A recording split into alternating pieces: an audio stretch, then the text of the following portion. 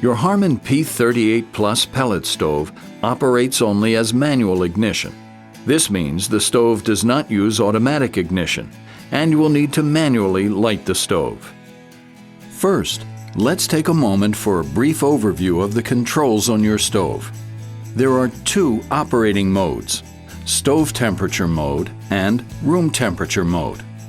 Stove temperature mode allows you to set the burn rate so the stove remains at one constant output, regardless of the room or outside air temperatures. This mode is most convenient when your main desire is to know exactly when the hopper needs to be refilled. Room temperature mode uses the optional room sensor to monitor the air temperature in the room.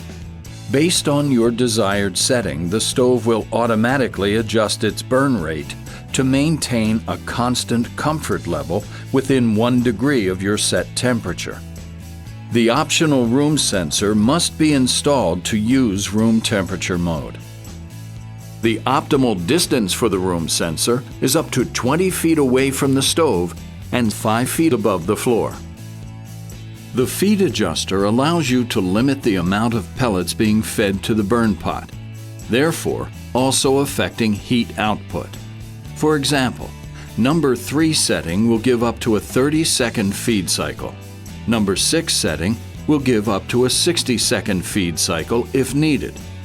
The feed adjuster can also be thought of as a fuel quality adjustment setting. Anytime you want to verify the operation of the combustion blower, distribution blower, and feed motor, make sure the hopper, view door, and ash pan doors are closed. Next, simply turn the feed adjuster knob to test.